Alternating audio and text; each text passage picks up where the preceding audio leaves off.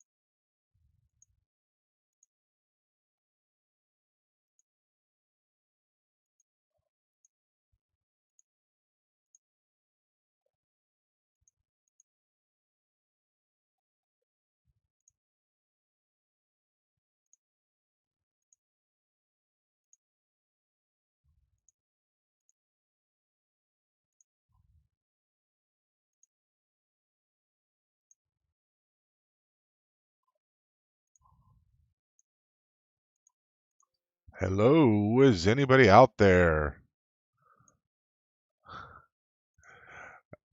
Pardon me while I suffer some uh, complications in this whole mess. So I meant to be live, oh, 8 minutes ago, something like that. And thanks to YouTube deciding that they were going to change up the live stream stuff, I didn't know anything about it. My OBS did not have the proper settings. It took, well, I'd streamed for 5 minutes before I realized this is not going out. I'm not seeing it live. So I had to go back in and find out what in the world that they were doing. And so, yeah, so I went back and found it all. And hey, Judah, how are you? And so I found out what was going on. And of course, that was enough to really kind of make me scramble. And not a great way to start off a stream. But you know what? I'm not a streaming expert, and so I slept at a Holiday Inn last night, and I play one on TV. But hopefully that'll be enough to get us going. So what we're going to do is, first of all, I should probably. Oh, I am unmuted. Good. I was like, hopefully I'm unmuted here because that would be even worse than what was going on before. So uh, without any further ado, I have a couple ideas of what I want to do. So you're looking at a horrible shot. We're going to expand out here, and we're going to expand out just how far we possibly can. Now, keep in mind that this angle is horrible. I understand that. There's not much I can do about the angle because I am not able to twist. I can't twist the screen so it's flat like I do when I record the videos. So this is what you get stuck with if I'm going to stream anything off of my phone over here. So, doing good here. Good. I hope I am doing well. Well, I am doing well, except for the fact that my phone does not want to cooperate with me. And I said I want to use camera and I want to not show my I don't want to show my, let's go ahead. What happens if I record it? Will it stay recording? We'll find out. Let's just go ahead and record, see if it'll keep playing that, and we'll go from there. So, um, yeah, so other than the stream just totally not working right because YouTube in their infinite wisdom decided to really kind of screw things up. So let me check, is my audio coming through good? That's what I want to know. Let me just check that. How's the audio there, Judah? Can you help me with that? Can you hear me fine? What I want to know. I think the audio is good. I can hear myself. Yep. I definitely don't want to hear myself in the background, but we will definitely check, keep that going and check out how that's going. I sound good. Awesome. That's what I like to hear as well.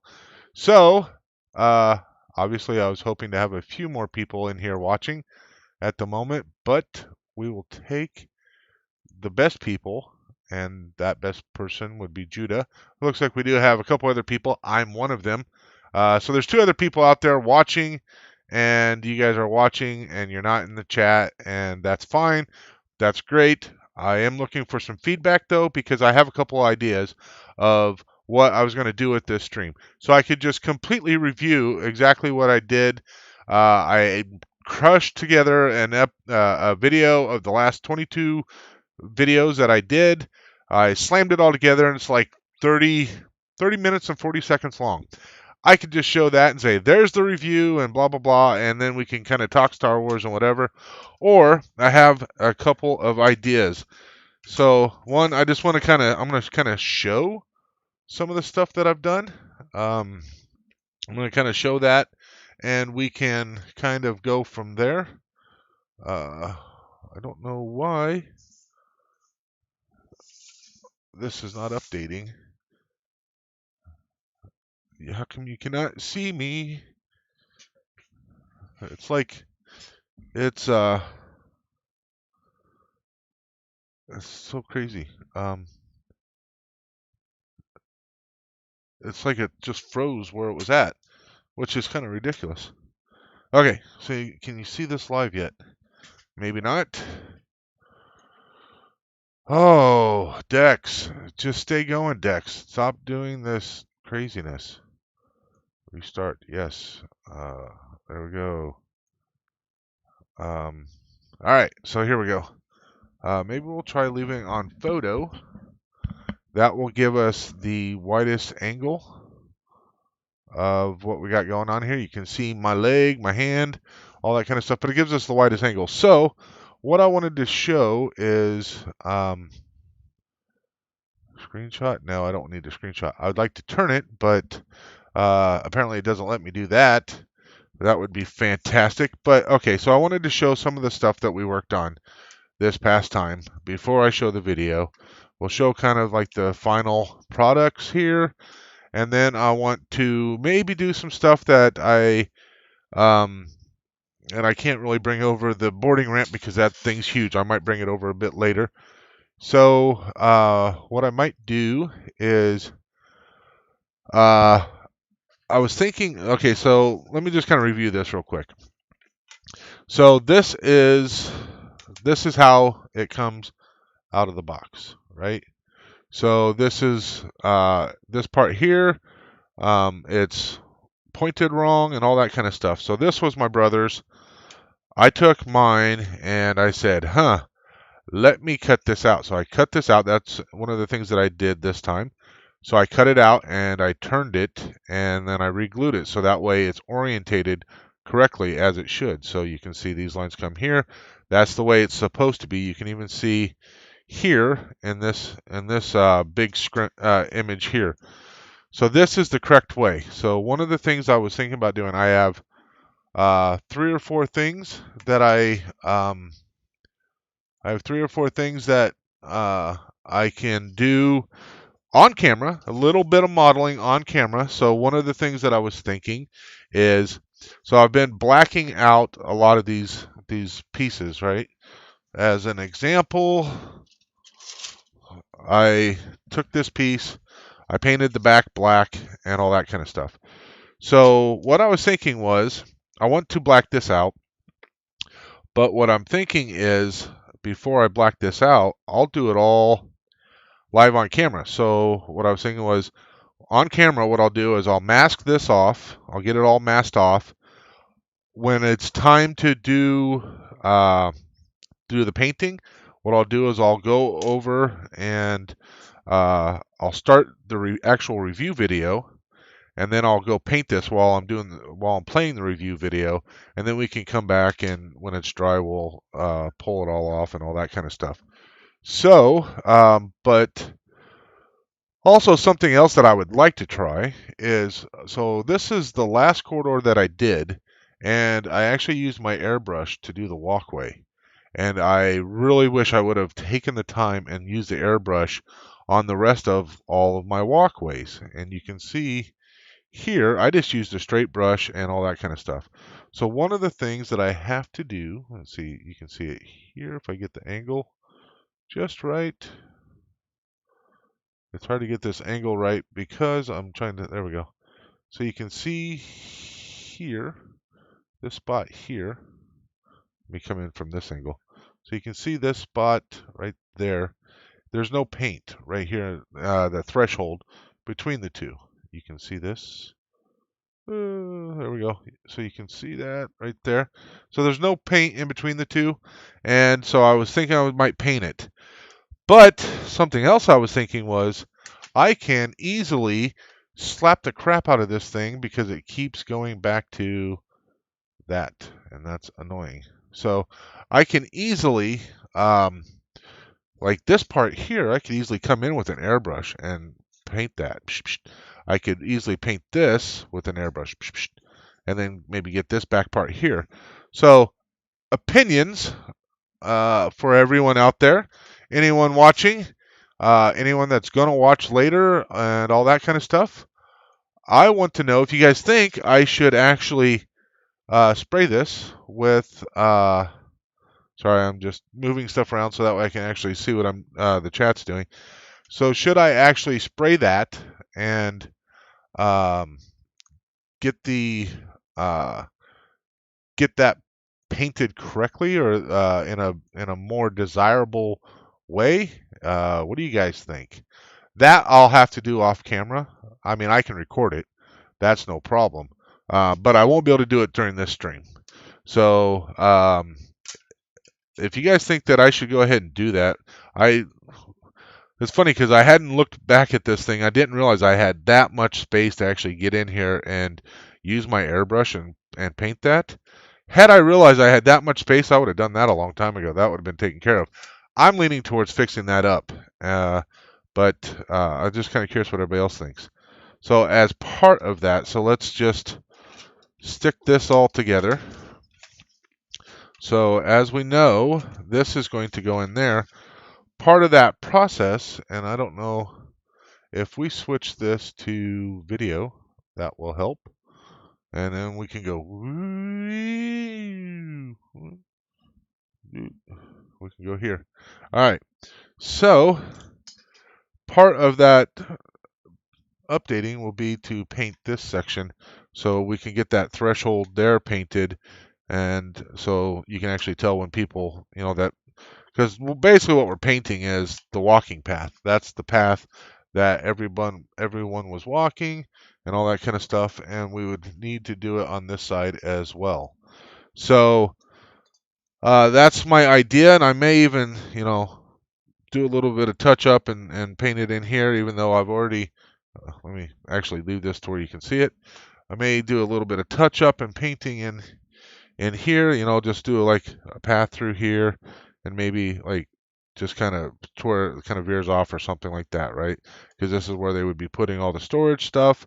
So that's something else I can touch up as well. There's absolutely no reason to do anything in this little walkway because you can barely see it. Maybe a little bit going in, but my attitude when I built this was they don't go into that space all that often, so there's no reason to really kind of decorate it too much.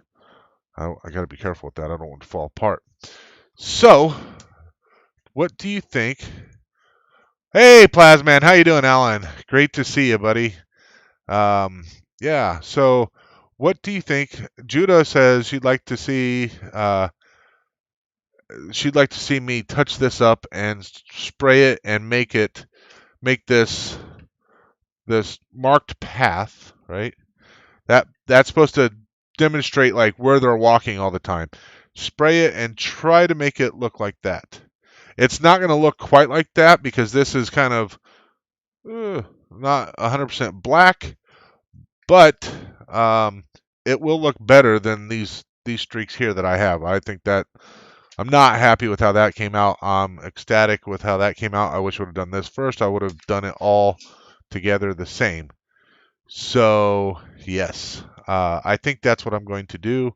Thank you very much, Judah, for your opinion because you're with me. You agree. Okay, so what I'm proposing is to, on camera, mask this off so I can paint it, and I'll paint it while I review some of the other work and play that review video. Another thing that I want to do, let's see here, is so these pieces do not come together very well. I don't know if I can demonstrate it very well to you. Let me kind of get it put back together. I can see if I can show it to you. I would probably need some sort of a flash and lighten. I just so happen to have one of those. And if you look, if we get our angle just right. So this is squeezed together as well as I can get it currently. And if I hold this, you can see all that light right through that gap. That does not make Gary a very happy guy. And same thing on both sides. So one of the things that I thought I might do on camera during this stream is see if there's something I can do to get these to fit together tighter. I've already kind of tried to clean up these pins because paint got on them and all that kind of stuff. So I thought about, maybe spending a little bit more time cleaning that up, but also maybe cleaning these holes up because there's black paint down in those holes. So maybe if I get a drill bit, a little drill bit, and we put that in there and we can kind of clean that out a little bit, and maybe that will help things come together. Also make sure that all of these surfaces are correct. All these surfaces are correct. So that way it will go together well. Just make sure there's nothing holding it up.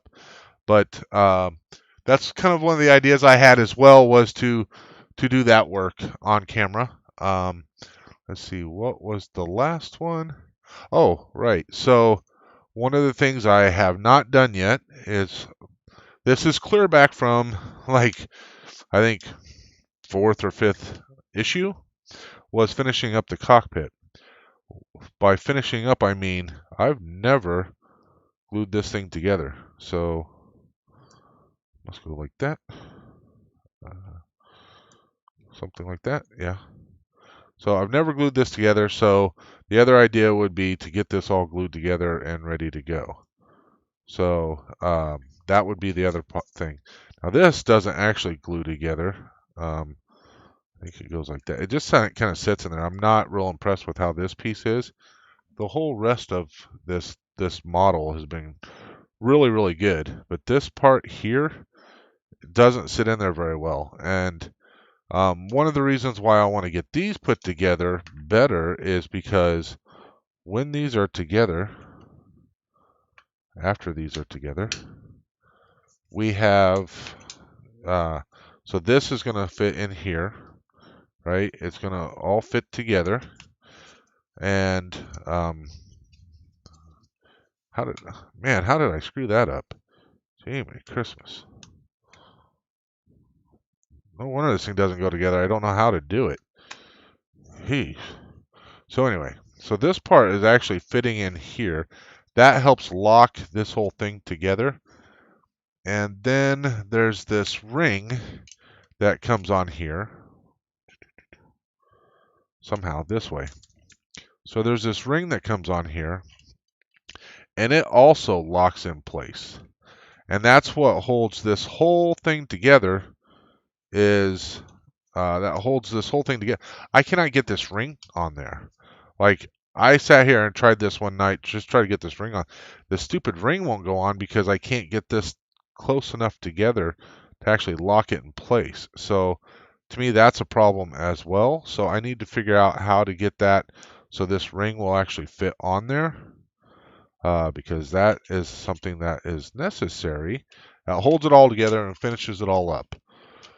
And of course, the camera doesn't want to stay set. So I apologize because, first of all, my camera is behind me. My computer, hey Shadow, how you doing? So my computer is to my left. I'm working over here, and my computer is that way. So it's behind me and to my left. So I can't see it. So I have to keep turning and looking at the chat and all that kind of stuff. Plus, it's hard for me to look over here and try to move my hands to get everything underneath the camera. So I apologize if I miss things or what have you. So, but we will keep driving on. So, as I was saying, this ring is not fitting on here. That is a problem. That makes Gary not a very happy guy. And I need this ring to fit on here because that locks it all in place. I don't see why it's so difficult. Oh, it's not difficult now, but I did knock these parts off that I'll have to re-glue on, so that's a problem. Good thing I have more glue. So it actually fits on now. However, we still have the air gaps right there, so we'll fix those up. So this was another thing that I was proposing fixing, is getting this fixed up. So if you guys are interested, we'll do some modeling on camera today during this stream, and then we can also, like I said, in between we'll actually review some of the work that I did in a very fast way. Hey Russ, how are you, buddy? So we'll go very fast on reviewing it. I don't know how many hours I spent during. I haven't added those up yet. Hours I spent during this 20 issues on this model build. But I can tell you that total hours, I'm over 90 hours total for doing this model. Majority of them were in the first 20 issues. So I'm going to say I'm still in the 30 to 35 hours time frame just for these last 20 issues. So if I've done 30 hours this time around, what I tell you, this Dex thing is really stupid.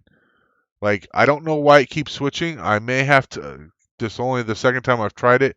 I don't know why it keeps reverting back to this, but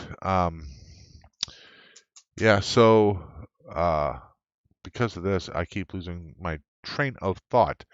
Hey there, Dalton. How you doing, buddy? Yeah, the hours are a lot. So yeah. Have you running on both systems testing? Oh, it must be talking with Russ. So, yeah. Right. Okay, so I'm going to do some stuff. If you guys want me to, we'll do some modeling on during the stream. We'll fix some stuff up. That should be interesting. I will play the review video, which is only 30 minutes long, and I'll, explain some of the stuff as we go, or talk about it as we're going through that review video. But that will also be the time period that I will step away real fast, spend the minute or so it takes to actually spray this after I get it masked off, so that way I can have it sprayed and back after that video is over, and we can show that off that we did it live on during the stream, and voila, there we go. Also, if you guys want, I've got all of my different Star Wars reference books, as well as this pretty cool book, and we can go through and talk about some of the stories in that book if you guys would like. It's going to be all about you guys. Also, I'm would love to answer any questions you guys have regarding the model build. We can talk about Star Wars. We can talk about the Millennium Falcon. Any of that kind of stuff. That is all cool with me. So what we're going to start doing right now is hope that this camera sticks with staying going, and that will be good. I think part of that is that I need to keep the decks potentially, the um, main window. I don't know. I don't know why it keeps turning the camera off. Well, it's probably my camera turning itself off, going into sleep or something stupid like that because I'm not actually recording it. I don't know. Normally it doesn't do that. So, yeah. So let's go ahead and let's clean this stuff up, and we will start off with um, masking this up, right? And that should be fun and interesting. This will be easy to glue together, but I'm going to wait and glue this together after we fix this part. After we fix this part and I make sure this can fit in there, then I will get this glued together. That's one of the main reasons why I haven't done it yet. So, let me just kind of show you guys. We'll go way big. So this is an actual size of what the Falcon is going to be after I'm done building it, right? So you can see how large it is. The gun turret space, obviously you can see here, size of my hand. This is the actual size of the model when it's all completed. So you can see all of that. So there you go. That's something cool for you guys to review. Now, let's go ahead and fold this back up. Look, I took map folding class in the Army. I know how to fold a map. Not only did we learn to map read, but we learned to fold them. All right, so there we go. Let's make sure I grab the right one. That is the wrong one. Let's grab the right one. Let's get out Judah's favorite tape, right? Let's get that favorite tape out. And let's go ahead and get started on that. So, sorry, I have to try to leave my Dex window open so that I can see if it goes stupid on me before it happens on the stream, because that means it's happened longer. Hey, Mikey, how you doing, buddy? So, I got to catch it before it goes on the stream. Fancy folding there. Thank you, Judah. All right, so let's go ahead and we're going to mask around the outside. We'll also go mask over. I don't know if you guys can tell, but there's some holes here. We're going to mask over these holes. You can see them very well on the back side. We'll mask over those holes. I don't care per se if the inside of those holes get paint on them, because yeah, I can clean them out. So, but there's other parts that I don't want to have paint on them, and namely, I don't want black paint on this part here, because as you're looking in, I want you to be able to see like the hull color. So what I will be doing later, after I paint the inside part black, I will come back, I'll mask the outside, and then I'll prime that. And so that way I'll prime that and paint it the same color as I will be painting the hull. So that way it will all match, because that's what it's supposed to do, right? So the difference is on the inside, the color for the hull won't be as probably as dirty as the outside of the hull is. So you like the frog tape? There you go, Russ. Yeah. So this is actual the Duck brand duct tape, but this stuff works pretty well. Russ is pointing me to is Frog the brand name, Russ, or is that man, I tell you, talk about annoying this whole process. So is Frog the brand, or um is that just a type that you're referencing there, Russ?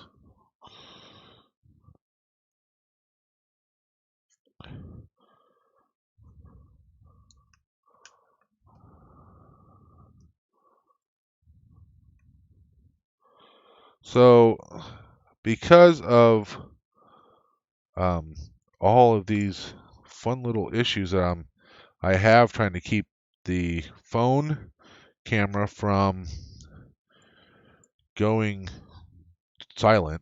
And I mean, after this stream, I can look it up and see what's going on and why it keeps doing that and how to avoid it in the future. But also the fact that the way that um yeah, the inside of your hole is always different color, but probably mostly shit color there, Mikey. You're so full of shit. Uh, um, but what was I saying?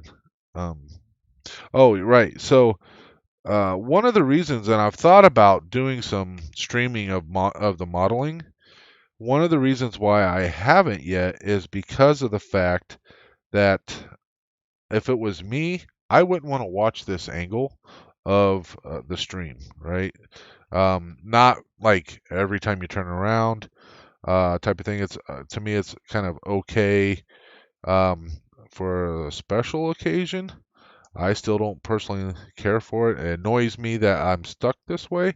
I have not been able, if anybody has any ideas on how to make it not be this way, obviously I can get a different camera and all that.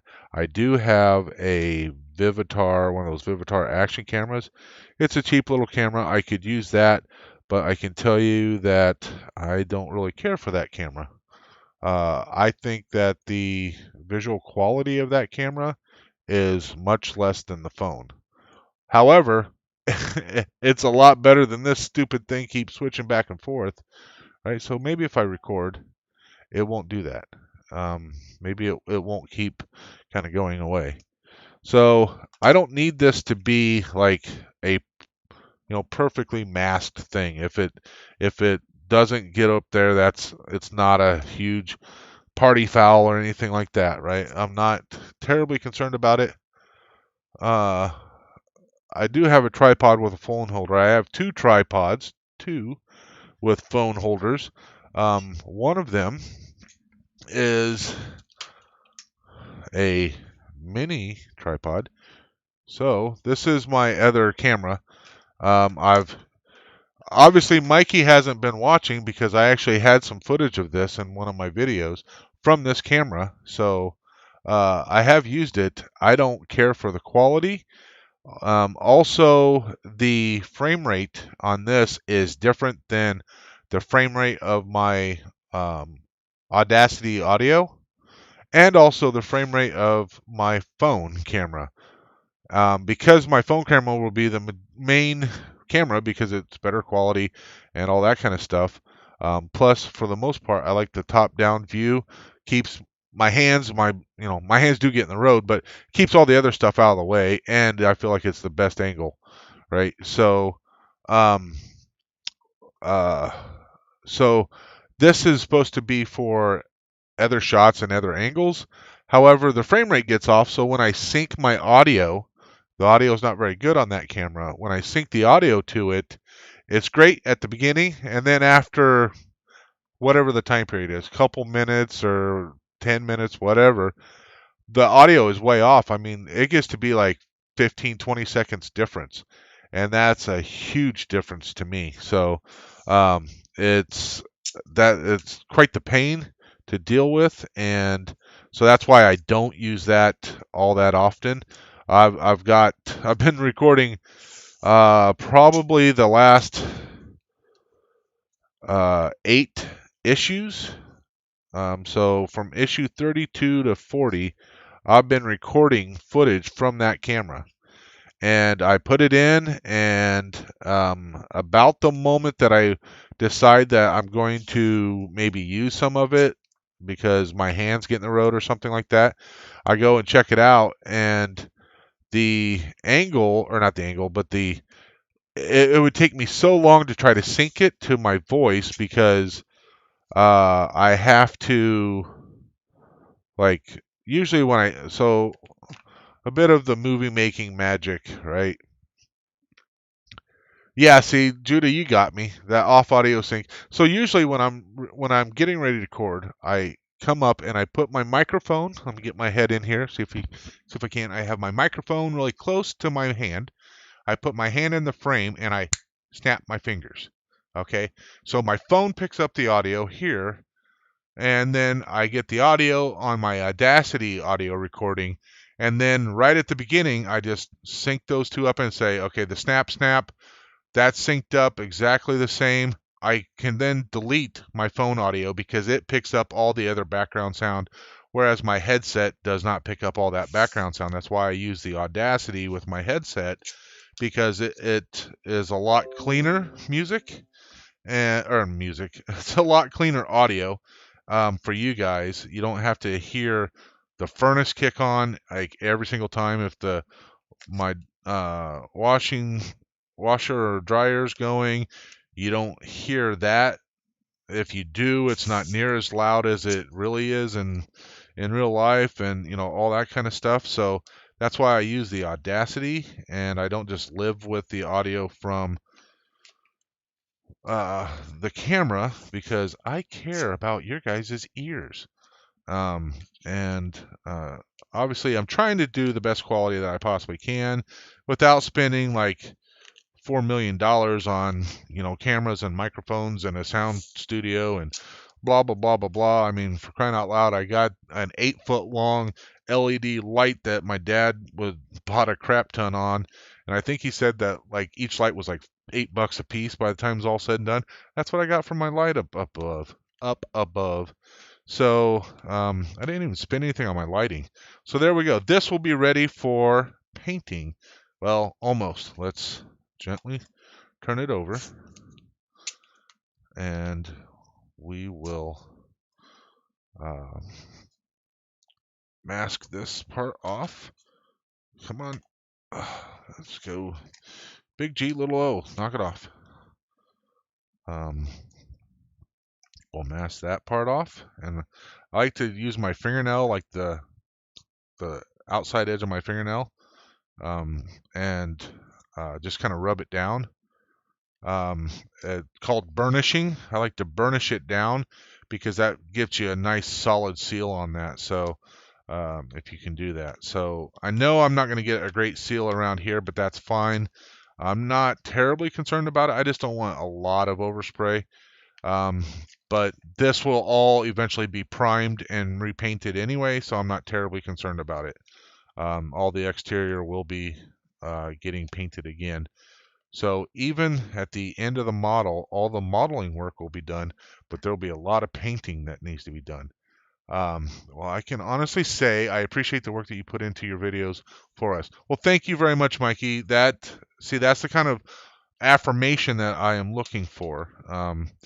That the effort, and all of us that do YouTube, right? Any of us that do YouTube videos, that's the kind of feedback we're looking for. And like Russ, I don't know if you do YouTube videos, Russ, but I know you do some great mods. If I was a mod user in Fallout, I would totally be all over that, like Stink on a Tauntaun. Holy crap, those are some awesome mods. So anyway, yeah, so any of us that do any kind of content, whatever it is, we're always looking for that, some sort of positive feedback that says, even negative feedback, hey, I appreciate the effort you're doing, but it's not paying off, or whatever. Something, some sort of feedback that makes it so we know that people are paying attention, and we know that what we're doing is hopefully working, right? So what I think what I'm going to do is I'm going to see if I can't find a drill bit to clean that out first. And so we'll come by and do some of the stuff here. But I know my drill bits are outside. I don't think I have a drill bit this size here because I know my little hand drill bit is not big enough for that. So I'm gonna see if I'll go when I'm playing my video. I'll run outside, grab my drill bits, bring them down so I can just kind of ream these holes out here. These holes with all the black paint in them. I'll ream these out a little bit. Hopefully that will let these come together a little bit better. But since we're here, let's spend a little bit of time kind of cleaning these things up because there's still a bit of extra stuff that's on here. So let's spend a little bit of time cleaning these up while we're here.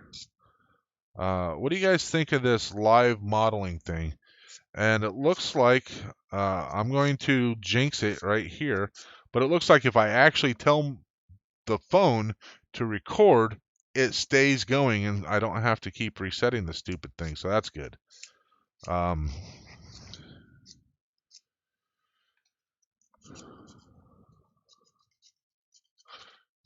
See, Mikey likes my stink on a tauntaun joke. I've been using that one here recently, and I just kind of came up with that myself. Because I used to say Oprah on a canned ham or white on rice, that kind of stuff. But I feel like my inner Star Wars guy needs stink on a tauntaun. I mean, it's just the way it is. And Judah, I understand you were doing some fishing the other night, and you seemed surprised.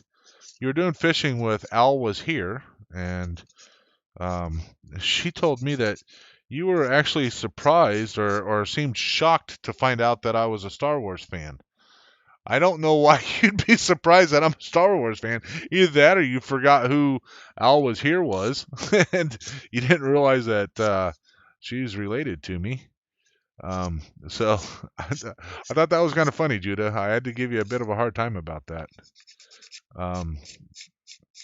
So because you and I and uh, Otto have spent some evenings in the past talking about Star Wars and talking about Mandalorian and all that kind of stuff. So how many of you guys out there?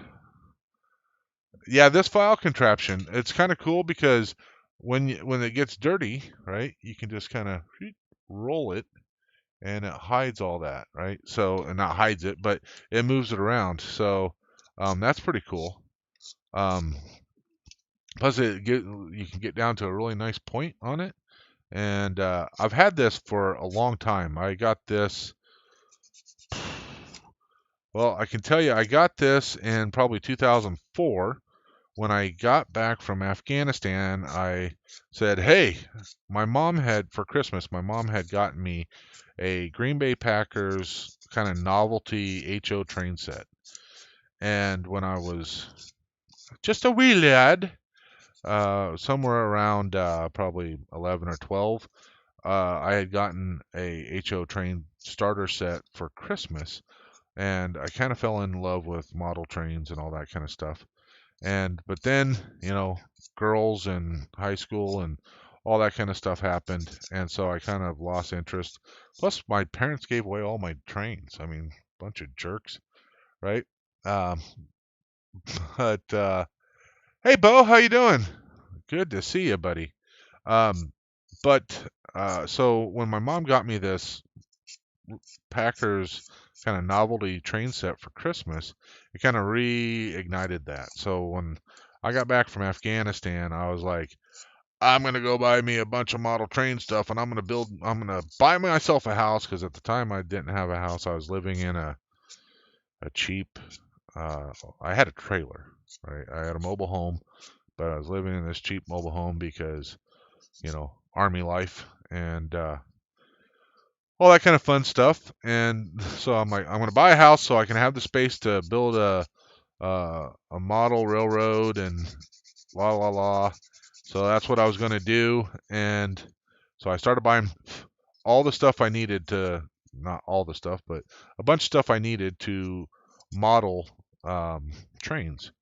And this was one of the things I bought at the time. So it's a long ass story just to tell you where I got this and how long I've had it. Uh, But there you go. Now you know, and knowing's half the battle. Go, Joe! Who remembers that, right? All right. Can you guys hear me blowing on this? Is it coming across the audio? Um, just curious. There we go. I'm guessing it does. It does it. Is it like me blowing in your ear? Is that what it seems like? Uh, Bo, you have a train set? Are you a train aficionado? I know that you do show up and you do like the modeling aspect of this stuff. So you've been a great supporter for quite a while. So I'm happy that you were able to get in here because you've had some issues. Um, you stepping away, not issues, but you've stepped away a few times and all that kind of stuff. Um, oh, when you were younger, yeah, yeah. That's the way it goes, right? And then, of course, as we get older, then we start looking at model trains and we realize, man, that's a lot of money. It takes space. I mean, you can do it in a very limited space. Uh, there's people that like they build, they call it around the room, right? And they'll do like a foot wide shelf, and it'll be like 6 foot long. And the amount of train stuff that they can put in a 6 foot wide or a 6 foot long shelf that is only a foot wide is pretty astronomical and quite impressive. So I definitely commend them for that. Um, but yeah, it's pretty impressive. So if you can do that, then the amount of money that you have to spend on the train stuff itself is much cheaper because you wouldn't have a huge train set. But I can tell you, like, to get all of the cool stuff, with they have what they call the DCC, the direct command and control, where it's got a circuit chip in it, and you've got this remote, and you can, like, say I want to run locomotive 532, and you can make locomotive 532 do its thing. While it's going, you can switch to locomotive 785 and start it up and get it doing its thing. And now they got the little audio, with these little bitty tiny speakers in it, and you can do all the audio stuff. It's pretty crazy stuff. So let's do a test fit, see how this comes out. See if we've made it any better is the big part, right? One thing that probably doesn't help is me sanding along the edges. Probably doesn't help it at all. I don't know if there's much else that we can actually do because these seem like they're about as tight as I can get it. It's not. I don't feel like it's actually these spots that are holding it up. What I may just have to do is because I don't want. I want it to be sealed, right? Let me see if I can show you guys this. So I tried to demonstrate it earlier, but who knows how it went. You make major bucks in the army, right? Oh yeah, yeah. Oh, that's some funny stuff there, Dalton. All right, so let's get this camera situated. Sorry, my cheap ass homemade boom here is kind of a pain, and let's try kind of a pain just to try to get my hand to do stuff when I'm looking over my shoulder like that. So yeah, so you can see all the light through it, right? And one of the things I'm worried about is if there's any light on the inside, it's going to show through. So what I could do is once I get this mounted in there, right? Because when I put this together, I have to mount this in there. That's what happens. This goes in like this. This goes in here, in this little crease, right? And this goes down there, And all of that fits together just like you want it to. Come on. There we go. So let's try this like that. Okay. So this all goes together like that. Okay. This is going to fit on the top, but not before we do this. I think. Yep. So then this goes in here, and then this goes on there. So here's one of the things that we have to look at is, okay, if we get all of this put together, squeeze that crap together, right? So boom, there we go. There's a hair. All right, so there we have all that together. And then finally, this is where this ring part comes into play. We take this ring, and this locks it in. This is the locking ring. This ring locks it all together. Oh, holy crap, it actually went. Ha! Holy shit, that's some effort. Okay. See, we're making progress already, ladies and gentlemen. Except I have to take it all back apart so I can glue that together. Ooh. I don't know if you guys can see that, right? So there's the back side. Let me see if I can find something I can point with well enough. So right here, let me get this angle of the dingle. So right here, this, that section, gee, my Christmas. There's a section right through here someplace. Yeah, right there. So right there where my screw and driver's pointing. If I'd stop moving the stupid thing. You guys ever like try to do stuff in the mirror? Right? That's what I'm going through right now. Trying to do stuff in the mirror and your hand's going the wrong way. So right here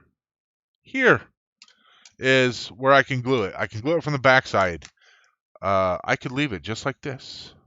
And the reason why I say that I could do that is I think it'll be a pain. I don't know if I want to do it just yet because I think it'll be a pain, but I can come back in with some putty and use putty to seal that up, and actually get a good seal on it. Some I might use some putty out here. Like this should be all like maybe one piece or something. I'll have to look, but like that should be nice and smooth. So I might put putty there, and smooth it all out. But some of this stuff that won't need putty, like this one, should be puttied. I don't know. We'll check. But we'll get it all put together. Oh, that's the ring. I'm like, what's wrong with this ring? Yeah, so I might have to putty that, smooth it all out, make it look like it's one. This is one piece. Although no, it's got an actual spot there, so it should have a crease there, which is fine. So really only this section here and that. Not even that, because we can see all these are supposed to be different panels, and that's what I'm talking about. But this should be sealed up. You shouldn't see that. These I don't want to see that seam, so I'm gonna fill that seam in right there. Although it shouldn't technically matter, but I'm gonna do it anyway. Maybe, who knows? We'll find out. Depends on what kind of mood I'm in, I guess. I don't freaking know, people. But I think I'm going to seal this inside in, and that's going to be all off camera because that's going to be a crap ton of work. So there we go. I actually got that together. I struggled with that for like 15 minutes. Also, we need to get this part put back on. We had ourselves a accident. Let's go ahead and do that. See, modeling in live and in person, ladies and gentlemen. Holy crap, I've been going for an hour, and I haven't even reviewed what I've already done. You guys need to keep me on track. I blame you all. What a great host I am, right? So, you can't see it because of where I've got my camera. But ooh, there we go. We have some glue, and we're gonna have this. We're gonna have this. Let me just catch up here where we're at. So one train set. Yeah, Bo, I've actually got quite a few pieces of train stuff. Bought some brand new, um, I've bought some brand new uh, pieces and all that kind of stuff. New locos and locomotives and all that kind of stuff. And I don't know if I even want to use that piece. Um, new new cars and I've even got some track to. I've just never put it into use. So I think what I'm going to do is I'm going to kind of clean this edge up a little bit so I can reattach this, just because of what happened there. And all right, where we at here? Dog walk time. Later, Bo. Appreciate it, buddy. Thanks for stopping in. I appreciate it. I know your time is valuable and you've got other things going on, so it's nice to have you stop in. All right.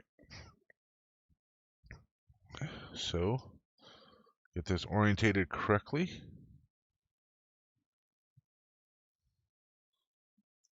without gluing my freaking fingers.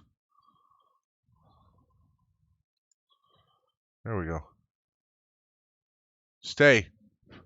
Good dog. All right, so here we go. We have that in place.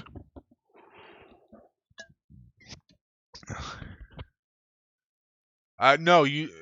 Sorry, Judah. I'm getting back to your question there. Stab a few pointy fingerfuls of putty on the inside. That's what I plan on doing. That's what I'm going to do is just putty the crap out of it. I've got this modeling putty, and you guys have seen me use it before. I'm just going to put that in there. I'm not even going to.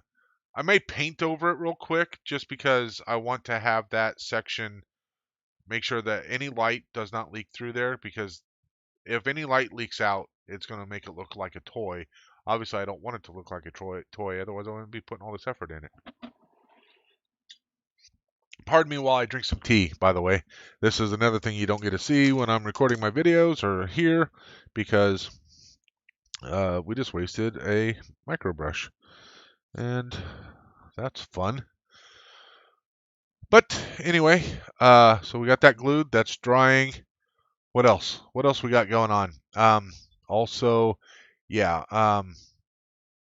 So you don't see inside this section. So this part here actually is the corridor for the cockpit, but this corridor actually like ends right here, and you pretty much can't see down inside there. It may even go a little bit deeper. I don't know, but you can't really see down inside there.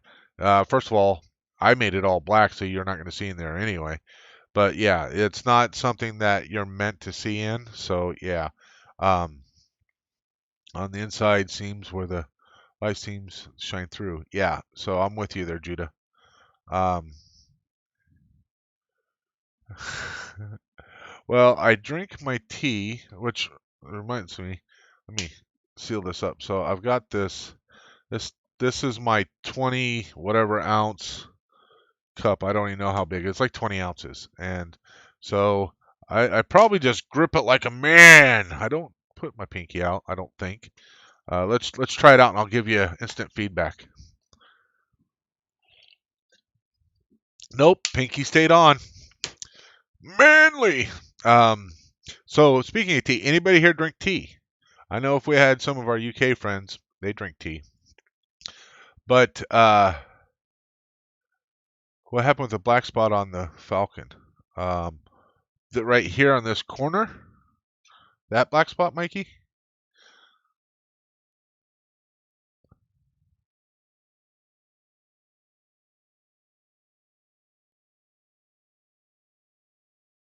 So Mikey drinks iced tea.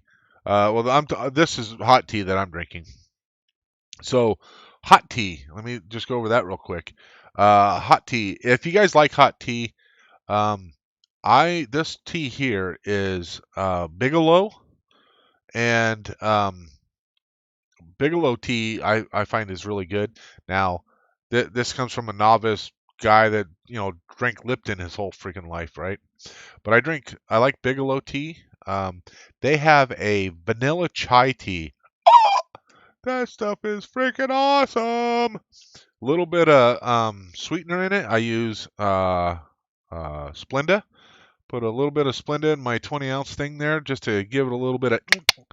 And let me tell you, buddy, that will put horn on a jellyfish. Make sure that piece did not fall off that I just freaking glued on. I don't know if it did or did not. No, it did not. Good. It's still on, just right where we want it. Perfect. So yeah, let's get back to this black dot. That's just battle damage, Mikey. That's just because Han decides that he's going to push the envelope and he's going to get into some scrapes and some danger spots. There's a lot of people that have kind of, and see, you can see, maybe you can see, God, I hate this thing. So you can see right there in that corner, they added some extra plastic so that way they could kind of make it indented. But there's people that actually kind of redo this and make it look better. I might try to do some of that with some painting, and put some kind of like ghosting around it so that way it's not this hard thing. It's like it's gonna have like soot around it and that kind of stuff. So I'll probably do that when I paint it and that kind of stuff. But I'm not gonna reshape it. That's just way too much like work if you ask me. What sound was that?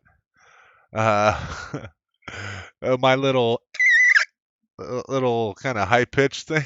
I don't know. It's just me getting all excited. I'm just all wound up and geeked up. Yeah, like a man. That sound was not like a man. I can tell you that crap right now. Uh, yes, you got to try it, Judah. You try this tea. It's Bigelow. You can get it at Walmart. You can also get it at our local grocery store, which is Hy-Vee. You can get it there as well. It's vanilla chai or chai vanilla, something like that. The packaging is kind of like a tan and a real light tan, almost like a khaki tan and black. Is kind of what for that specific tea is. Look for it and tell me what you think, because I think it's freaking amazing. Scorch marks. Yeah, that's exactly right, Judah. We're gonna scorch the crap out of that. Not the crap, but we'll scorch it up so that way it looks like it's got the scorch around it and not just the black in the middle. Because like right now it looks like freaking a crater on the moon or something. We need to kind of maybe even soften up the edges so it's not like this hard edged thing. Well, I could take my Dremel tool and soften those edges just a little bit, round them over a little bit, and make it a little bit better. And then, like I said, scorch marks for sure. But so that is some. Like I said, this I'll finish that up off camera.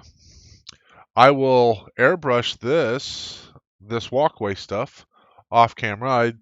I wish I would have realized that I actually have access to get in here and get my airbrush and I mean, the hard part is I don't want to be too close, but I can control the amount of paint and the amount of air, so I should be able to at least make this look better because it looks like crap compared to that, right? So that looks like, ooh, uh, there we go. This looks like me not being able to get it in the camera. That's what I would expect the walkway to look like. Not whatever the frack happened there. That looks like shit. So what we have left to do is do this. Um, there is work to be done on this, but this is going to be some painting work. So I need to prime it, and I need to do all the detail painting on it. I might do this, I might record all of this because we're talking about metal and all these pieces come out. So when I paint this, I'm going to have to make sure I glue all these pieces back in so that they don't come out because that would suck. And then I need to be able to paint this in a way that I can still move this up and down because that's how it gets elevation. It's going to be mounted here, right? It's going to be mounted here. Ugh. And then it needs to be able to point up and down. So, yeah. Oh, see, look, lost one of the barrels already. That's why we got to glue it in place. Hopefully, I never messed with this. I think it's magnesium and maybe zinc. I'm not sure what kind of metal this actually is. I know it's not magnetic. I can tell you that. But I've never done anything with this. I did buy some, and I don't think I have it here. I got it someplace here in the basement. I did buy some pieces of metal which I felt was the same type of material at Hobby Lobby a couple years ago, and I was going to use it to do trial painting on because that way I could screw it up before I screwed this up. And so I might do that first before I actually paint it, but I think I'll put all the painting of this on camera. It'll just be kind of like an extra little blurb at the end of a video or something like that. So this is what we're going to do. I don't think I have to rush off to go get the drill bits because I think that's together as well as it's going to need to be. So what I'm going to do is we're going to get started on the actual review video. While we're doing the review video, I will paint this. So we'll get this blackened out, and then I'll bring it back over. We'll let it dry while we're finishing up that review video. And then at the end, we'll unmask this and we'll show you how that came out. So does that sound like a plan? Sounds like a plan. All right, that's a plan. Let's go ahead and do that now. Let me see. And then that will be great. So, video.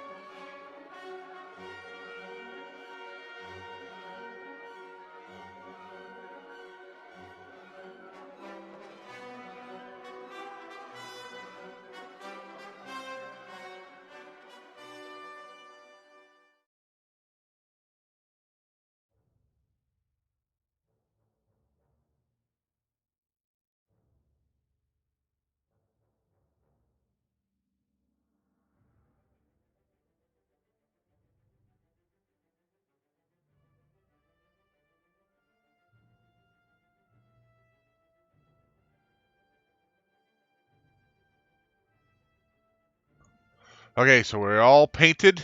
We're ready to go. We'll see if you can actually hear me over the music. Yeah, you can barely, right? So that's fine. All right, so here we are. We're gonna be building we're starting with the corridor that goes to the the cockpit, and so first thing we have to do is we have to actually cut out the pieces. Then I paint them off. I think I painted them off camera in this video, but I didn't want to show that entire thing. What I tried to do with this review video was just kind of show off the pieces and the parts that I had done that were different from all the other stuff. So here we go into issue 21, and we have a lot more of these little cushions that we have to decorate. So I'm just going to show part of some of the detail work that I did to decorate those, and we get those all decorated and touched up and all that kind of stuff, and that way we can detail things out and make it look good. And then the next thing, Judah wanted to see what the micro brush looked like. She had asked me about that, so I had to show her a brand new micro brush and so she could see what it looked like. So if you want to see what that looks like, you forgot now, Judah, go back to issue 21 and check it out.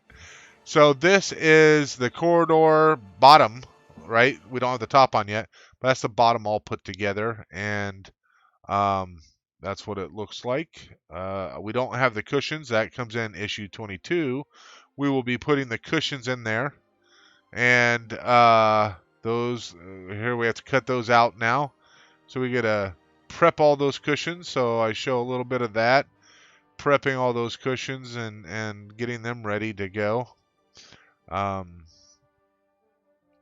Again, we've done a lot of this stuff up to this point. You know, you guys, up to this issue, you guys had seen me do a lot of this in the first 20 issues. You're very welcome there, Judah. I'm glad you got to see it. So yeah, you guys had already seen a lot of these cushion stuff, but like I said, I wanted to show like any one little thing that I did during this 20 issue block. I wanted to show everything I did at least once. And the really boring stuff, I tried to limit it to only once and very minimal. Why I'm showing the entire bit for this. The editing or sanding all of these was actually like 15 minutes long. And so that's the video length I had, was 15 minutes long. And I got it down to like maybe 45 seconds of the video. This time I don't show me actually painting it, the cushions. I just show right at the end after I've got them put in. So you can see that they're all put in. You can also see that I have extra cushions over at the top over there. So I just went ahead and did all the cushions all at the same time, since that's what I needed to do. And you can actually see there that the one cushion was crooked. I didn't get it put in correctly. But, you know, I kind of chalked it up with that's the Falcon. Not everything's going to be in perfect positioning and stuff, and I was okay with that. The main thing is that top row of cushions, it has to fit on both the bottom and the top part of those rings. And so I need to make sure that's lined up correctly, because otherwise the top may not go on. And once it's glued in, you know, it makes it even harder to deal with. But so that's what the bottom's going to look like, or did look like, and now looks like after it got completed. Come on, let's move on to the next one. Come on. Stop dilly-dallying. How long did I leave there? Holy cow. We're already 6 minutes in, and we've only gone through 2 issues. Holy gee, many Christmas. To issue 23, so now we're doing the top. And I kind of showed here that there were some imperfections, and I went ahead and sanded those down, smoothed those out, and then I will go back in and obviously primer over the top of that, as well as mask those spots. So here I'm going to show the masking. I don't show a lot of masking throughout here, but I wanted to show a little bit of it and kind of how that process goes. This again was another section that actually took longer, but I edited it down, sped it up quite a bit. You know, so you still get to see that process, but now we're going to be ready to go prime it and have it ready for paint. So that part is always fun. So after I get it down there, I'm going to take it and cut a little strip of it off. So there I got it primed, and I also painted it. The painting is actually the same as the primer, so that's always fun and interesting. But here I'm talking about, I was concerned whether or not you could see down through there, and after I researched it, you can't. So now we get to do some of the framework. The framework does, to me, does get a little bit boring to watch. So I really tried to limit the amount of framework stuff that I showed again. Um, I mean, Lord knows there was like 4 or 5 videos that, for the most part, all the work was framework. Now, the framework is really important because that's what's going to hold the entire thing together. And I can't tell you how cool it is to have the entire lower bottom part of the saucer section framework all completed. Like, that's to me a pretty decent milestone. So here's some more of the walls. These walls are the parts that go into the gun turret. And this section I went ahead and showed me priming it and also painting it. So I felt like that was kind of cool and interesting, right? So you get to see me actually do the painting. And then this issue also, there was screws here just to kind of temporarily hold it. And they have you take the screws out and they give you these little dowels to put in there. And so I put the dowels in, but I wanted to putty over that and make it nice and smooth, and I did. Um, off to 26. And with that putty, I went ahead and sanded that smooth and stuff off camera and painted over the top of it off camera. When we come back out of this, I will show you that section just so you can see it. Now we're going to put together this little corridor that goes into the gun turrets. And this was kind of a neat little section. You don't really see much of it. From the little cutaway parts of the corridors, you can kind of see over there. But you can't really see right down that part of the corridor very well. But it is kind of a neat little section to have in there.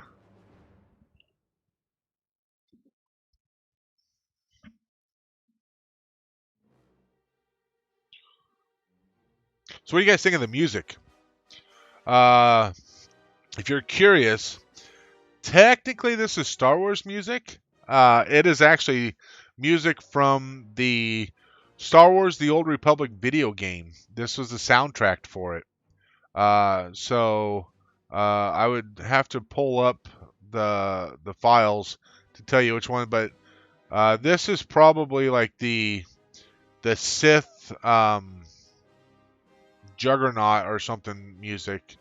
It's a lot more menacing and that kind of stuff, so that's going to be more of the bad guys, the Sith. They're not really bad guys because you can play as them, right? So if you want to play as a Sith, you can. But I'm pretty sure that's what what side that music's from. Off to issue 28. This is starting the last corridor, and so that's kind of exciting. Now this last corridor, I'm looking at those little indentations, but then I realize ain't nobody gonna see this. You don't even look in there, so what's the matter? You can't hear any of the music at the moment. Maybe I turned it down way too low. I can hear it great on mine, but maybe I actually turned it down so much that you can't hear it. Let me see if I can. Oh, there is no music coming through. Why is that? I don't know why that is. There totally should be a lot of music coming through.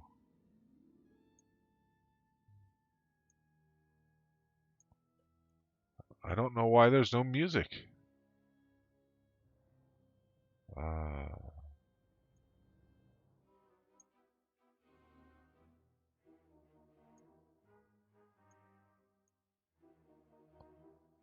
There we go. Now you have music?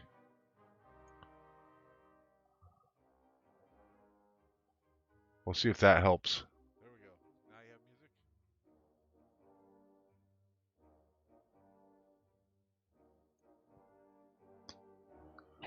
Otto, how the hell are you? Maybe we can turn that music up a little bit more. There we go. Does that work? You got music now? All right. Yep.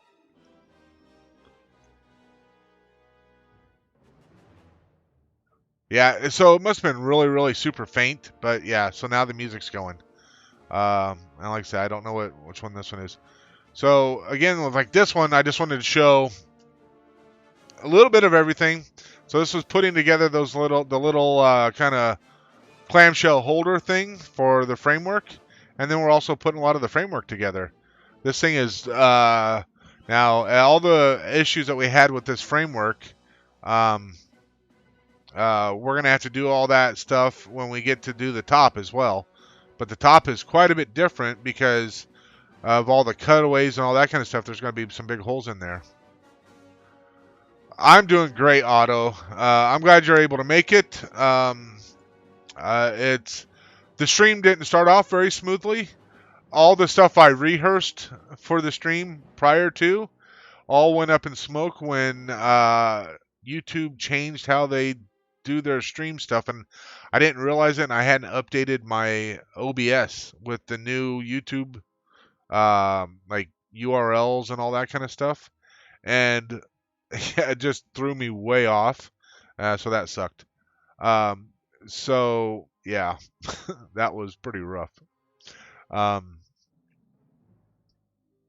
but yeah, so here we go. Right there, I was showing some screws. So the brass screws, these screws really drive me nuts. So there's brass screws, and there's two different. They look almost identical, but you have to really pay attention. There's two different ones, and they have different threads and stuff. One's slightly smaller. So like this one was the one that I went through and kind of showed me cleaning out my airbrush. I thought that was kind of something new and different that I could show. Otherwise, the video would have been like 10 minutes long or smaller, and which is fine. I could do a 10-minute video, but at the same time, I thought you guys might find this interesting to see the airbrush tore apart, cleaned up, and then put back together, which is what I do here. So we get it all put together, and obviously you can see that in better detail and not so horrible when not so fast when through this part. If you go back to the issue, you'll be able to see it better. Here we are. We're up to issue 32, and this is the section that really started kind of. I got a little bit of anxiety about doing this part because I wanted to make sure. Yeah, it does sabotage your stream. Yeah, it did take me a little while. So this part took me a little while, and I show some of these pictures and stuff. This was throughout the video, trying to make sure that I had to figure out how I was going to paint the base pieces, right? I had to figure out how I was going to paint those and still have these other pieces on top. And I realized I'm just going to have to paint them separately. I need to paint the base color first, and then paint like the reds and whatever on top, and then those actuators need to go over the top of that. So I pretty much decided I am just going to paint the actuators this time. The base pieces will get painted with the entire rest of the model, and then I'll attach those actuators after the fact. So that's what I decided to do. I'm glad you enjoyed that airbrush part. I thought that was just an interesting part of the whole modeling aspect that I thought some people might like. So during that process, when I was doing those actuators, I needed to kind of compare the paint, and so I could look at those pictures and make sure that the different grays that I had, I could make sure that they related correctly with whatever the base color was. So I took this extra piece that I had, and I painted it with the base color, and then I used it to just attach or mark on my different grays so I could make that comparison and figure out which one worked best. So I figured it out. I figured out which one I liked better, and here I'm going through and actually putting that all together. So that's pretty cool. And then a little of the overspray went on that on the part where they come together, and so I just used some cleaner and wiped up that overspray. But they were even more kind of rough and gruff with it when they actually did the real model, so I think it's going to be fine. It's got to look rough and gruff anyway in the end. So And then, like I said, I mentioned at the beginning of the stream how I cut that and pulled it all out. And this was just kind of this in this episode. That's where I did that, and I just if you want to see how I did that, you can go back and watch that. But it was kind of a pain in the butt. And then I reattached it the way it needed to be, and there's kind of a final review of everything that got accomplished in that issue.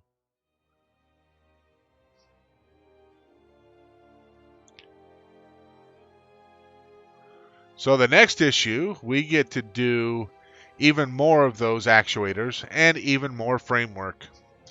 So, like I said, I want to make sure I show off everything I did, but at the same time, I don't want to show too much of it. So I really sped up the framework for you guys. And here, I'm just showing what the final results of those actuators are. And these are all of the actuators that I have to this point. So that's what they all look like together. And here's the reference photo that I kind of figured out that I have to have those two different ones. So, and I may have gone with a gray that's too dark, but I think it'll be all right, especially after I darken up all the other stuff. So here we go, more actuators again, and this was the reference photo, and you can see how there was kind of some differences that I needed to adjust for. So I had one that was going to be all gray, and then I had the ones that just have the gray, the darker kind of medium gray on the very end of the actuator. So here I'm kind of, this time I masked them off, and I'm painting just those pieces. And then there's these little triangular pieces. I don't even know what they're from, but they're almost like I don't even know. I can't remember what they call it. Some like something like a fuel sending unit or some crap like that. But there's me putting them all together, and here's our final bit from all of them. And again, that's what those actuators on that side are supposed to look like. So there we go. And now we're going to show off all of them together, I believe. There we go. That's all the actuators for the bottom, all showed off. And like I said, I'll paint those plates at the same time when I paint the entire rest of the model. When I do the base painting of that and I start painting off all of the different colors, extra colors and stuff there, I'll be doing it all at the same time. I may have to move my airbrush over here and do it outside of my little air booth. Not that I have much of a booth, I just have like a cardboard box all that I paint into. Oh, so after this review, I'll go show you where those reference photos are from. Okay, Judah? I did show in that issue, but I kind of buzzed through it really fast, and I can show you in more detail after we get done with this video, because it's a really interesting place. So here I'm showing off some of the very first one that I did as a trial of kind of blacking out the panel pieces, and this was the very first one I tried out, and I wanted to see how it went. It went pretty well.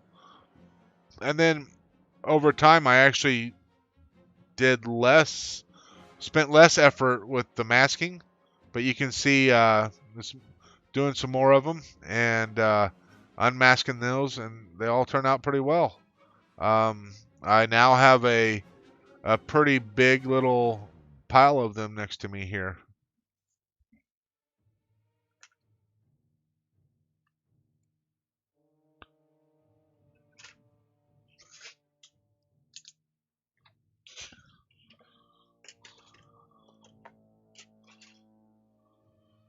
So this is on the underside, there's the part that kind of comes out between the mandibles, and this is that part, and we're just adding some detail pieces. Now, I don't know if you noticed, but see how those two pieces are? They go right on the ends of that section. On that piece that I paint, that that scrap piece that I painted for references, so I could reference the different grays and stuff. It actually has those two little round pieces that look like little baby boobies. It's actually got those on that piece. So I thought that was kind of interesting. If you had noticed, it was kind of cold this day. My basement is a good solid 5 to 10 degrees colder than it is upstairs.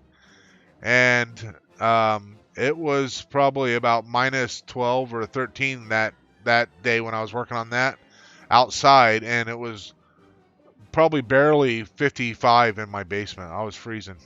So, yeah. And there we go.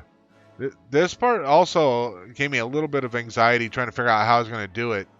But here we get the boarding ramp all put together. So I spent a little bit of time actually researching what that boarding ramp needed to look like and all that kind of fun stuff. And I had nothing but problems getting this little flap to hold. Finally got it to hold, and now I get to mask it off so I can prime it and get it all ready to go.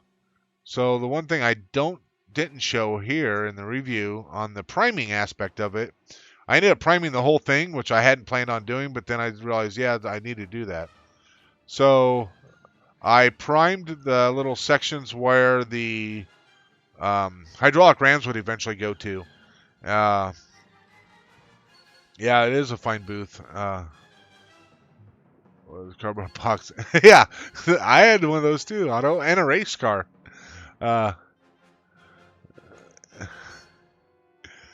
Yeah, so you can see where I had pulled the masking tape away from where I glued down those rams. And obviously I didn't show that here, and this is me putting together the hinge section. I mean, it's pretty solid hinge made out of metal. But I had to use some Loctite so that way the screws wouldn't back out. Last thing you want to have is your boarding ramp fall off. So in the metal to metal sections, I use some Loctite. I was a little concerned about the fact that there's that little gap, but I don't think it's actually going to be that big of a deal. Everything closes up and all that kind of stuff, and it seems pretty tight.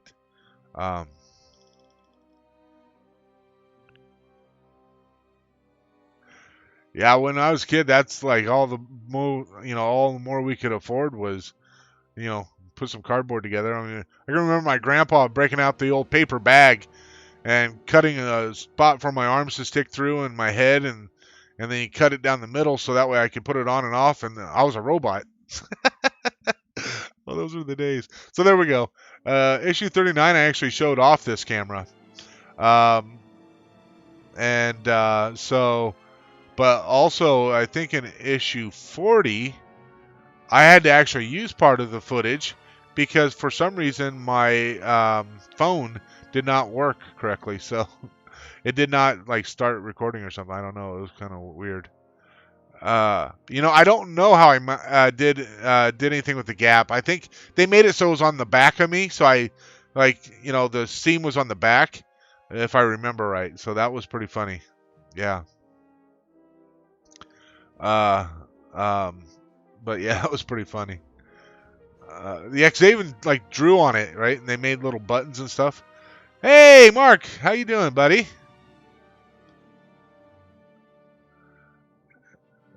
Yeah, even today for sure, Otto.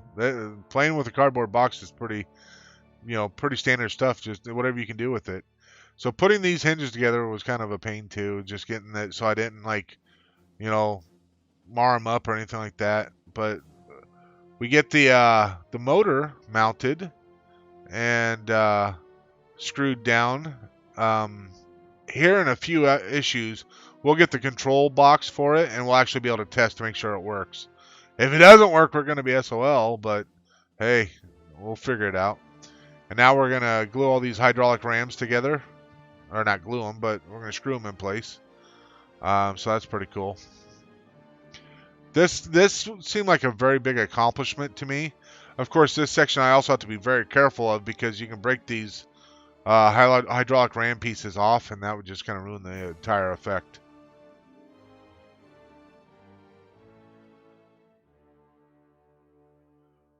The second cockpit. I haven't done anything with it much. I've got it sitting off the side, but I have stolen a few pieces out of it, so I could use it in other sections. So it's not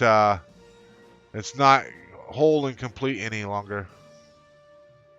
And now we get to mount the entire thing, and this is what makes the entire bottom section of the entire lower section of the framework all complete. And so that's pretty cool.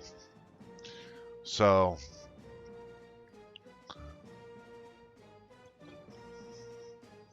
it makes for a big accomplishment there. And then this was just me painting up and blacking out the piece that came with it in this episode or this issue. So we get to watch me mask that off, and we'll clear it all up and go from there.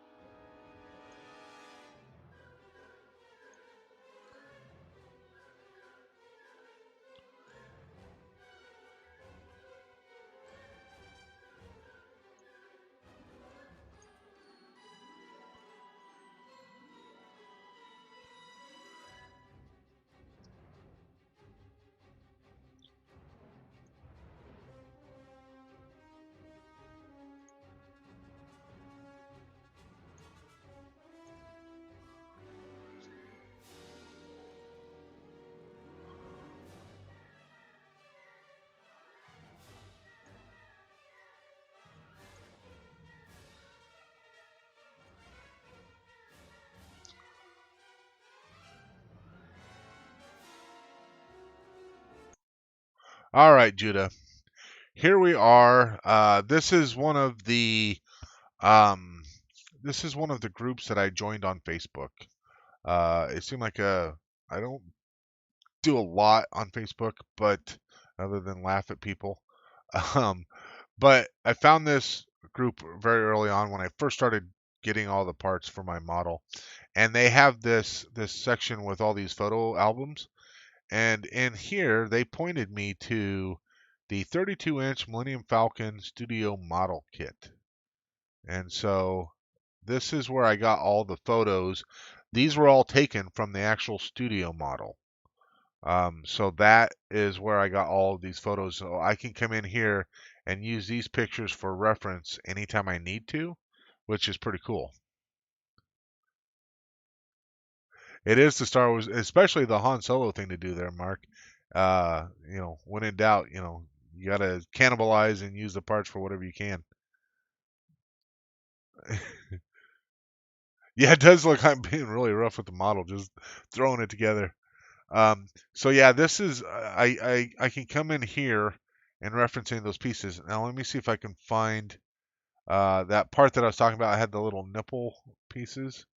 It's on the underside actually. No, it's actually this top side. So if we come here, right? So let me kind of see if I can zoom in. Maybe not. Uh, anyway, if you look right here, those two little nipple pieces, those are the same as. We'll get on the bottom section here. Those are going to be the same as. Where's it at? Come on. Um, it's the part that I did, right? It's the little detail parts that I did. But right here. Is that it? No, that's not it. What am I doing? That's weird. It doesn't show that bottom section. Oh, right here. You can just barely see it. So there's that other nipple part right here. So those are actually the two same parts. Hey, Rob, how you doing, buddy? So that's one of the things when they built the Falcon. Um, really, what they did was they just took like pieces of plastic and they made the generic shape, and then they started just tacking on pieces. So there's parts that they use on here are actual like transmission model pieces for tanks and transmission model pieces for cars, and then there's wheel hubs that come out of car model kits. The interior of the cockpit is actually modeled after like some of the like parts out of a Volvo and stuff like that. But like on the whole, there's sections that are like the tank tread, like kind of covers from probably maybe a tiger, a German tiger tank or something. Just different tanks and all that kind of stuff. They just went and they bought every. Basically, they were like 2 or 3 blocks away from a regular model store. Uh, like a model back in the 70s, a model store, and they would go in there and just buy up a whole crap ton of different models, and that's what they used to decorate up and then for the stuff like this piping and stuff, they would just take like brass rod or something, and then they would bend it to the shape that they wanted and they needed.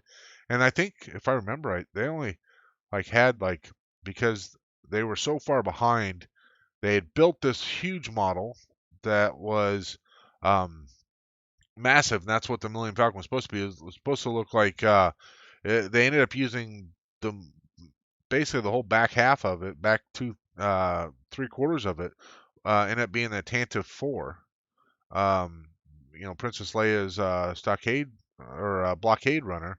Um, it ended up being that. They turned it into that, and then because they were getting so much crap for it resembling a ship that was used in some British TV show, or they're afraid they're going to get crap from it or something like that. Um, yeah, yeah. Um, it's pretty crazy how they do all that stuff in the movies there, Mark. They just go find anything they can do, and they'll find different stuff and use them for that kind of stuff. It's pretty cool. But yeah, so they thought they're gonna get crap from this British TV show, sci-fi TV show, because they thought the ships might be resemble too much together. So um, George Lucas decided, let's change up the Falcon, and he kind of saw a hamburger and he wanted to make it like a hamburger, saucer shaped, so to speak. And so then that's when they came up with these designs and and then once they had to start putting it all together, I think they only had like a month or a couple of weeks or something to actually build the entire thing. Now, of course, that's for A New Hope, a little bit different, but um, they more or less did the same thing with I think it was like a last second thing, if I remember the story correctly. It was like a last second thing that they realized they didn't want to use the one from A New Hope because it's like 5 feet long, and this one is only 32 inches, so just under 3 feet long. And they didn't want to use the 5 foot long one because it was harder to maneuver and kind of make it do the turns and all that kind of stuff that they were going to need it to do in Empire Strikes Back with doing all the chase scenes and stuff and flying in and out of the asteroid belt and whatever. So they needed a smaller model that was more nimble for them to be able to use and all that kind of stuff. So that's why they ended up building an entirely new one. And so yeah, it was pretty crazy. Uh, it is a great stand-in for piping. That's for damn sure. Uh,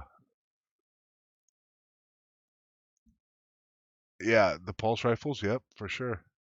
Um, let's see what else we got. I think it was Adam Savage who said that they were made. They made these models into the local. Yep, exactly. Every plastic model kit they could get, and there's so many pieces on here. And as we're going through and putting the plating on and stuff, I will point out there's so many spots where they use the exact same thing multiple times, and I'll try to point those out because I think it's actually kind of funny. Uh, so yeah, bulldozer blades and that kind of stuff. Yeah, without a doubt. Um, for the actuators, right? Um, yeah. So if there's any other images within here you guys want to check out, uh, if you ever want to check this out, let me know. I'll be more than happy to share some stuff as I'm going through and getting ready to paint stuff and all that kind of stuff. I will definitely be pulling in these images and using them for reference, just to get the painting correct. Because I mean, I don't have to have it 100% correct, but I definitely have to have the look and feel of it, right? It's got to feel like it's painted correctly. If you have it too far off, it's just going to be, everybody's going to know it. Yeah, the Falcon totally is a Frankenstein. It's pieces and parts from everywhere you can think of, right? So, like, um, there's so many pieces. Like these parts here, these are the sections that I was talking about that were like the mud flap covers or the top tank tread covers from, and that's the top part of the Falcon where the saucer section, kind of blends into the mandibles. And of course, after the fact, after they build it all, and they're like, okay, well, what's this part going to be? They have some poor slub back there at Lucasfilm going, all right, so now somebody decided we want to write a book to explain all these parts. I have to figure out what that thing's supposed to be. So then they're like, oh, it's going to be, maybe they call it like one of their deflector shield generators or something like that. It's a housing for it or some crazy crap like that. But they have to go back and figure out what all these parts that have distinct, some sort of distinct shape and view. They have to go back and try to figure out what in the hell they're going to call them. Yeah, so that's pretty funny.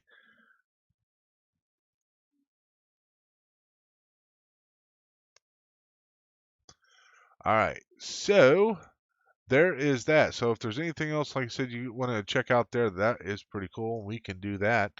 Otherwise, what I'm going to do is I'm going to get back over to my phone and I'm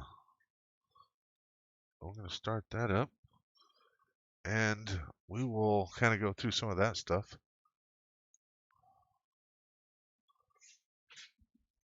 Let me do that here. There we go. All right. So let's get the camera ray up. How do you like that ceiling? Looks pretty good, don't it? Okay, so here are all the pieces and parts of the stuff that I've blacked out so far. So I've got a whole slew of those, right? Let me show you. I can show you in much better detail here. So we have this and this. All right, so here we go. Here we go, here we go, here we go. All right, so here we go. So this is a little part that I was talking about. Looks like, a little boob with a big ass nipple. So these, now I had to actually attach those, but these are the same parts. This was already pre-molded on this piece, and I attached these ones, but it's just different scales, but they're exact same part. You can see that, right? So that's pretty cool. I think that's actually pretty funny. But yeah, so there's all kinds of different stuff that you'll see around throughout the entire model, that kind of stuff. So you'll see that pretty much everywhere. So the last thing is we have, so you can see it's still wet. The paint is not dry, so I'm not going to unmask it yet. But we did get that all done while we were away. And let me show off. I also mentioned that I will show you this section here. So in the review and even in the episode, I never came back and showed. So in the review, I showed where I had taken these screws out. So there's a screw here and clear down at the bottom. And I had taken them out, and then they give you some plastic dowels to put in there. And what I did was after I glued those dowels in place, I came back over and I put putty on them, and then I painted over the top of it. And you can't even really tell where I did that. Helps if I can get this at an angle where you can really see the whole thing. But trying to do this looking over my shoulder backwards. Like I said, it's like trying to do stuff in the mirror. Like if you're trying to uh like I don't know, trying to do something and get your hand in just the right spot when you're looking in the mirror, like on your head or something, it just never works out. Like it just takes so much work to get that done. So there we go. Let me maybe if I do this, okay, it'll stay going. That's freaking annoying. Uh, oh, that's very possible, Rob. They could be the radio antenna base from a tank. That wouldn't surprise me in the slightest. So yeah, so that's showing off that section there. So like I said, I'll do some stuff off camera. Uh, namely, I'm going to try to airbrush those. I will go ahead and get this glued together and then puttied that section in. So we'll get that done while off camera at some point, and I'll show it to you guys when we get all done. I'll probably do this all on camera, right? So all on camera, I will get this painted. After I do some trial runs on another piece of metal, I just want to make sure it sticks right and everything like that. I do need to wash this pretty well because I'm getting a lot of stuff on it, and it's been sitting around for a year. I mean, it's been over a year since I started these. I'm already up to, I think, 59. Issue 59 was Friday, yesterday. And so that's I've gone 7 weeks longer than 1 year. So we're well into our second year of this. But that is everything from the modeling and the reviewing and all that kind of stuff. So what we can do is, yeah, trim the back of your head. Oh, it's so horrible, isn't it, Mark? Um, yeah, it's like you're just better to try to do it by feel than to look in the mirror and get like one specific spot on your head. Like it's just such a pain in the ass. And that's exactly what I'm doing when I'm trying to do stuff over here on the camera and I'm looking over my computer is over that way behind me. So I have to turn around and look behind me and still try to move my hands. And I have a hard time getting the stuff in the view of the camera anyway. It would help because I have a monitor over on this side that is just connected between the camera and the monitor. It's not my computer. So that way I can look at it and make sure that I got stuff within shot and all that kind of stuff. But the problem is when I mounted that monitor over there, where it used to be, it was just perfect. When I mounted it over here, I actually turned it upside down, and it's turned and flipped the wrong direction. So when I look at it, everything's upside down. So when I try to show stuff up close in the camera, I'm going completely, everything's backwards, and I go completely the wrong direction. I just need to like take the 30 seconds that it would take to pull the bolts up, flip the whole TV around, and so that way I could actually use it correctly. But yeah, I don't take the time to do that, so that's hilarious. All right, Judah, it's great to see you again. I'm so happy that you're here. Tell your family I said hey, and have a great time with them. And maybe we can get together and do some fishing sometime soon. So, appreciate you stopping in, Judah. You've been here the entire time, and I really appreciate that. And we've been going for almost 2 hours now, which always amazes me that it takes 2 hours to review this stuff. I must be full of all kinds of BS or something. Um, yeah, a lot by feel is definitely the way to go. I do um, by feel, and then what I usually do is that's when I call wife, daughter, my mom, whoever. Hey, make sure I got like these spots that I can't see. Like usually behind my ear, there's usually a couple spots, and that kind of stuff along my neck and whatnot. It's usually pretty hard to do.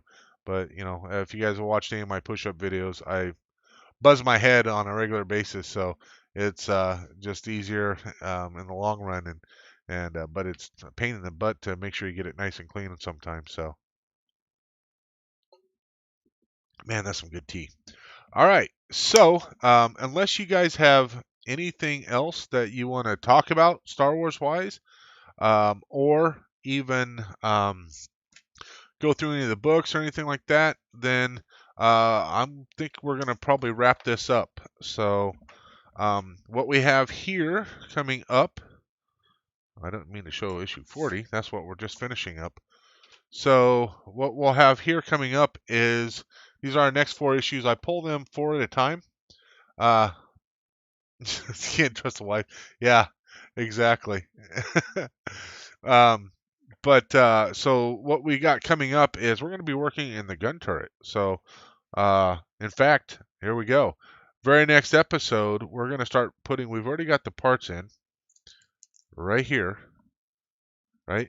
So, we got those in last time. This time we get those parts. So what we're going to do is we're going to put together the gun turret controls and the seats for that. So we'll get those all put together, and then it actually has us put the cone part together, and um, yeah, I've seen some of the people that use some of the mod parts on this, and it looks fantastic, but it's so you don't see that inside there very well, and so I didn't feel like going through and spending that much money just to make this look really, really nice, just to find out that you don't hardly see the stupid thing anyway. I mean, the most disappointing thing is that they just have this like big ass LED at the top that um, they brightens the whole thing up, and that kind of takes away from it a little bit. But so that's what we're gonna do in 41. We'll do a little bit of preview for what's coming up. 42. Ooh, we're gonna do some more of these. I like these little recess sections, so we're gonna detail another recess section. So we've done one, right? We did this one here, and so that's pretty cool. We did that one, and we're going to do some more. And those are all going to be going on the underneath side. So that's going to be fun and interesting. Do the Viking thing? Yeah. Okay. So on this one, we're going to start doing some of these pieces. Okay, so we're going to get our magnets. They give us all kinds of little neodymium magnets. I mean, little, tiny things.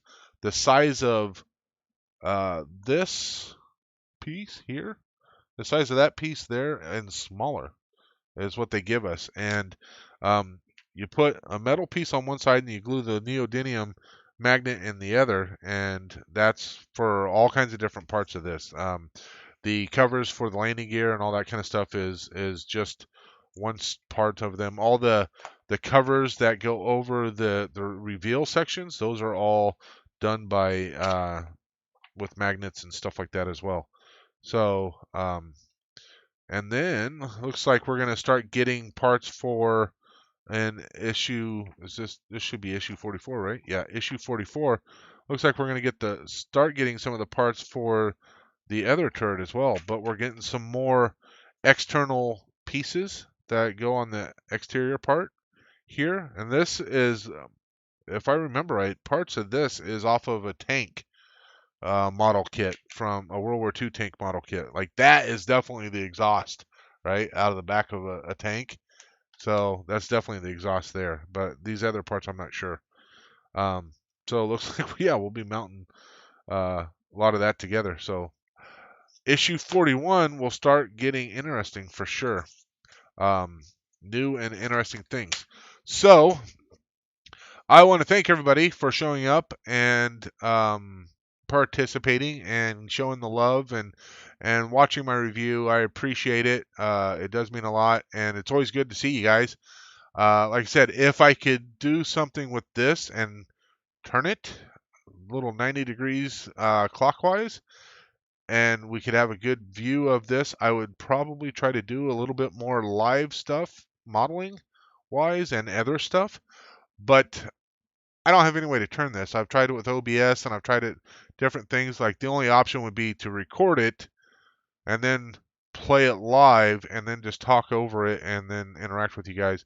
But that's not quite the same. So I'll just continue editing the videos and all that kind of stuff and going from there. So With that, like I said, I want to thank you guys all for showing up. I really appreciate it. It was great to see you guys again, and at the very least, we'll do it again after we complete issue 60. And if not, we'll do it again maybe sometime in the middle if we find some reason to do it again. So thank you guys. Have a great rest of your weekend, and I hope to talk to you all later. May the force be with you always.